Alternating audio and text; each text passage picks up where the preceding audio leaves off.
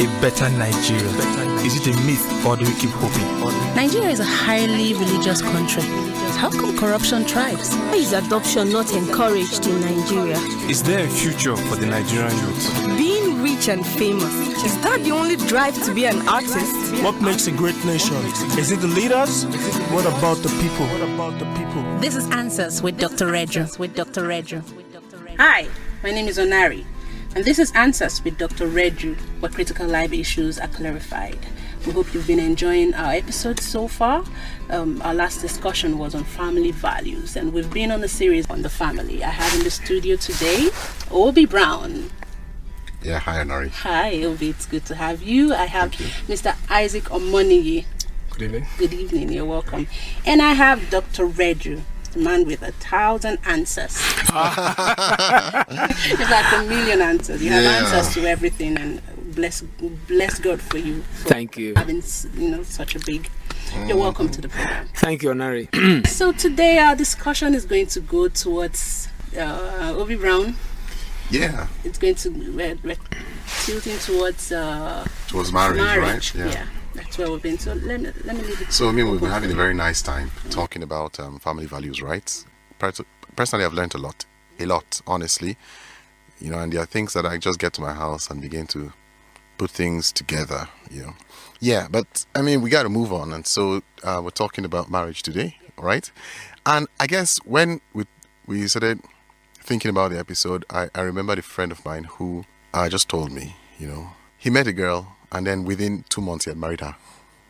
In his mind he just looked for some certain qualities and he said, oh, she ticks all the boxes, and he married her. And then after a year, he says, I don't love this girl. We have nothing in common. Yeah, she still ticks all the boxes, but we're not friends. Where we, sit in the car, in the house, we don't gist, we don't talk. We're not able to connect. Now, I need to ask myself, she ticked all the boxes, but then is there a correlation between the way a man and a woman meet and how they proceed into marriage, right? So is there something we need to know about the way guys and ladies come together? That's a very profound question there, and I like the fact that you're bringing in a real-life issue here. First of all, let me say that the duration of courtship has absolutely no bearing on whether a marriage will succeed or not. Again, ticking boxes is, I'll call this kind of things like fantasy. The guy who was single is not the guy that's married. You must make a change. And then, most of the time, we have a totally different idea about what marriage is all about. Marriage is not contracted because you love somebody. It's not made out of love. Love might be taken for granted. You're supposed to love everybody. But marriage is much more than that. Marriage is choice. You choose to marry somebody. That's why, for instance, if you go to a church and you look at the marriage vow, it says that forsaking all others, that's a choice. That I have feeling for somebody. That's okay. The way you young ones say it, you have a crush on somebody. There's no doubt. You can. But you see, let me try and bring people to reality. Because most times, the way we make those choices is not founded upon knowledge. Therefore, our expectations are unfounded. We are looking most of the time for what doesn't exist. We have an ideal husband. We have an ideal wife. And let me also say, before I really anchor this point somewhere, that there's too much of views about this marriage. So many seminars here, so many books here, and unfortunately, most of the books we read are from the West. And then we have some cultural challenges. But let me come back to my point that marriage is out of choice. I decide to marry this person. And you see, when you make a choice, what it also means is that you want to, because choices, decisions, they have consequences. Right? People change. That's the truth. So you marry somebody and then all of a sudden, you say you don't have feelings for that person again. Marriage is not about feelings. It's about choice. This is the person I have chosen now. And then after the choice, then love comes in. I elect to love this person. That's it. That's when the love now becomes unconditional. It's beyond feeling. There are a lot of married people out there who want to be very, very sincere. They will tell you that they have gone through such patches where there's absolutely. I've had a seminar before years ago when I used to have a lot of seminars. I spoke to the men there. If you knew what you know now about your wife, will you marry this? Many of them said no. They were very sincere enough. So it's not about feeling. Like she said, I don't know what butterfly is. Or moth. Or moth or whatever. You see, it's a choice to love somebody. So regardless of what that person becomes, you want to help and bring out the best in that person every point in time. Last thing I will say before I stop here. Sincerity is very key. There is no married person out there who would say that since he or she got married, he has not found somebody, he has not sighted somebody, interact with somebody who is better than his spouse or her spouse. But because it's choice, this is the one I chose to. So if it's about feeling, everybody will leave. That's it. You can't sustain that. Feelings are fluid. My sociology tells me that human behavior is fluid, but character is constant. Character is constant. So that person who says no longer having feelings, if that person comes to me, I'll tell the person, what have you been reading? What have you been listening to? Marriage is not about feelings. Sounds very mechanical. Mechanical and really out of the usual, because for a lot of people, and I'm not speaking for myself. For a lot of you're not married. Yeah, but But what? Are you married? What's the but there? You're not married. You're not single. But there is a process to getting married. I'm talking about the process from where I am now to where I'll eventually be. Okay. It actually isn't, choice now. I'm hearing it from you. It sounds good. It sounds good. You're saying choice is it, and that choice actually is the. You choose to love the person. And that makes it constant. Because people change. You can have somebody tick all the boxes, right? And then by the time you guys, maybe childbirth, the guy is not exercising well, there's pot belly, snoring in the night. Will you now say you're going to... That's what I'm saying is about choice. As teenagers, there's this saying, they say love is blind. But after a while, we added another, they say marriage is an eye-opener. But there's something I don't want us to repeat on this program. When we talk about marriage, we take all the jokes. People laugh, and then we forget the meat of what we are trying to get across. That's not what we're... As much as possible, we want to have fun discussing this, but we don't want, the seeming jokes to take us away from the very meat of this knowledge that we are trying to pass across. Well, Dr. Reju, I think something happened some years back in town here. Mm-hmm. That a lady left her husband that she wedded just because she had a CD or just maybe a book. She was exchanging with a friend in the office, and somehow this same chemistry built up. She left the person she got wedded to, and married a new guy. Yeah, I'm privy to that particular story. It was actually, a situation where this couple, the wife likes to watch home video, the man doesn't. The man is not really interested in watching home video. After a while, this lady started exchanging videos with a colleague in the office. One or two things lead to one another, and then, cut long story short, there was a divorce and a remarriage somewhere. But I would personally classify that as maybe there's a bit of immorality that's involved in that. But having said that, marriage evolves, right?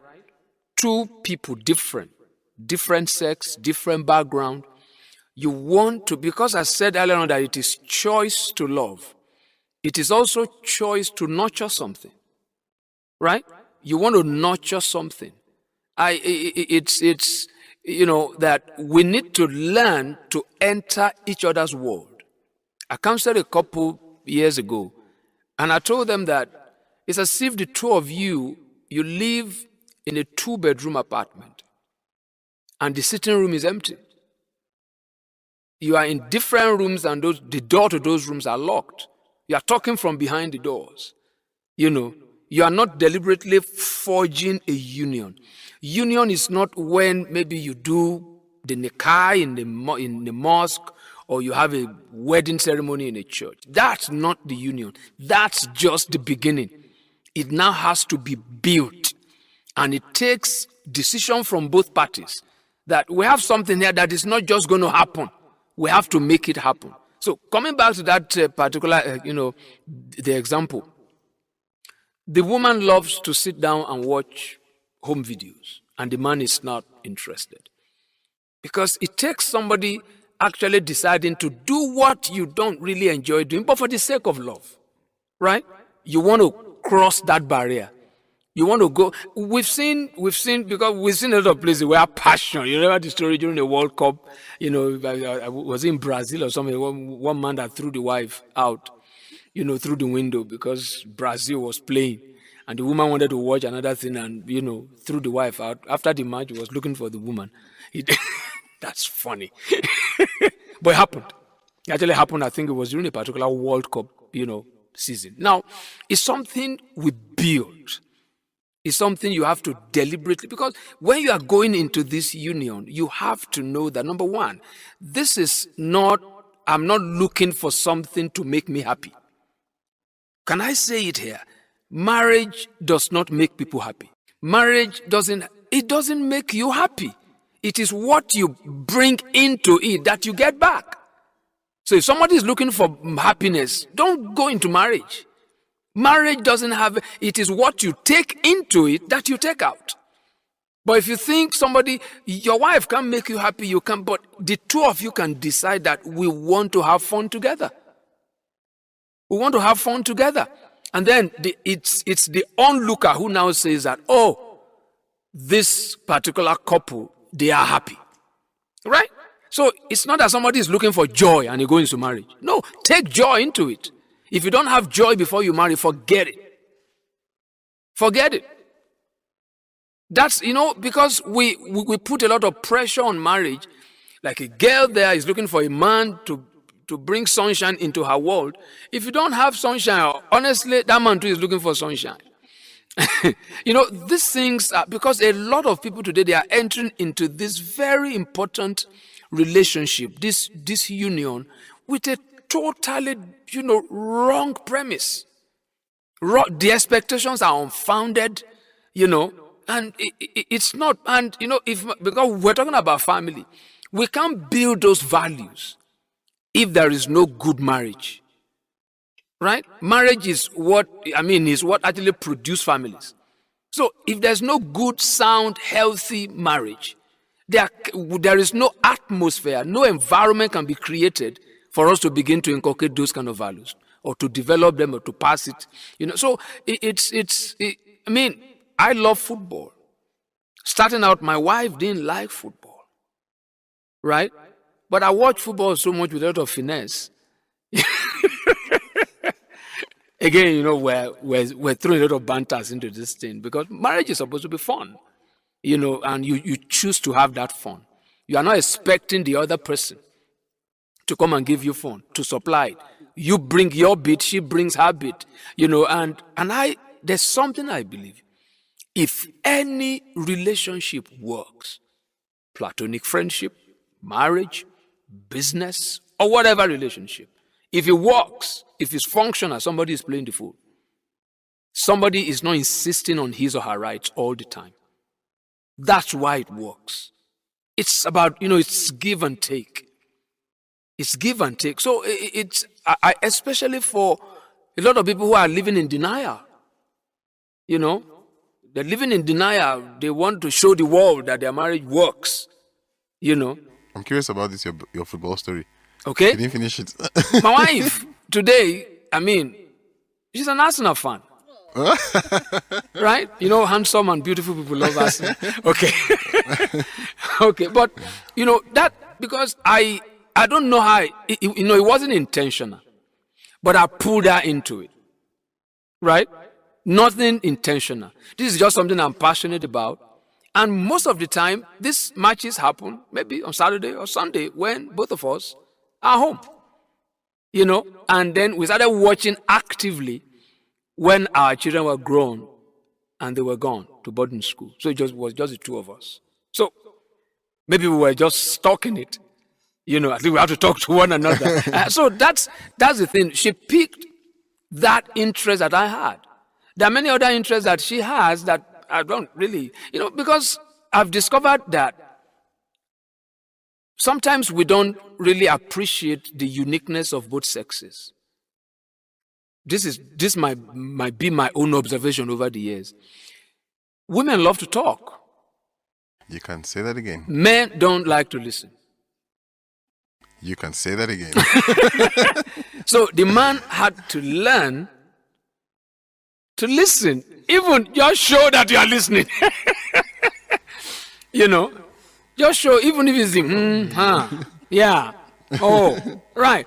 And the woman that loves to talk wants to be heard. So the man has to be able to, you know, inconvenience yourself, enter into that world, you know. When a woman is talking and the husband is listening, she's ecstatic. Okay, but it's not finished now. Yeah. Yeah, so that's just it. And my point here is that a lot of people enter into this with a lot of fantasy. But taking it from where the example that Isaac gave, I said there might be some element of immorality, because the issue is that couples must learn to build common interest. Build it consciously. Build it. Yeah. But Obi, please continue. Yes, so we're also talking about how the two parties come together, right? And, you know, I think before I married, there was an explosion of literature on marriage. Yeah, you know, there was, first of all, the 5 love languages. I don't know if you heard about it, if you read it. Yeah. I did read it. Yeah. It gave me butterflies in my tummy. But, but then, you know, there are all these talk about how intending couples need to, first of all, connect mentally, then connect socially, then connect physiologically, then connect physically. Well, no, physical is after. Then connect spiritually. You know, just this list of do's, of things to look out for. And I'm like, okay, how sort of valid are those ideas when it really comes to, you know, choosing a life partner? Yeah, you know, a lot of people will write those kind of books based on their own unique experience. You know, and the tragedy of those things is that we take personal experiences and we put it into a wider application, which is not right. A lot of those books and materials, some of them are good, but I think for most part of it, there were a lot of things that were taken too far.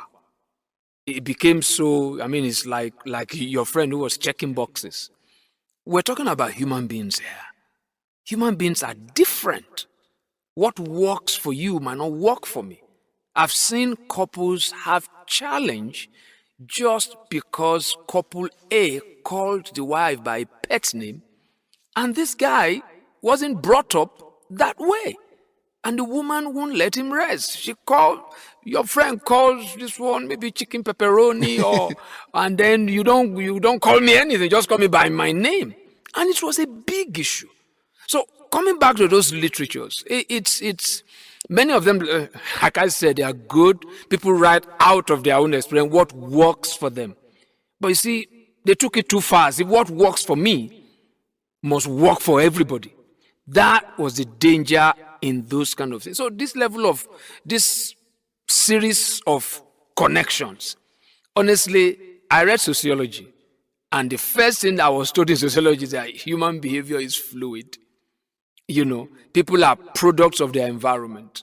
those kind of literature didn't take that into consideration. It wasn't contextual. They didn't allow people discover their own union. When you say somebody must connect philosophically, connect spiritually, connect, and all those kind of connection, it doesn't, I don't think it works that way. This thing has to be allowed. I believe for me let it start with some casual friendship. We might not even be thinking of marrying. Maybe we work in the same office. Maybe we live on the same street and we greet each other. Fine. If I see somebody that I like, fine. I want to get attracted to that kind of person. Even if there's something at the back of my mind that, this might lead there. And I don't think there's any woman, any young girl who will like it.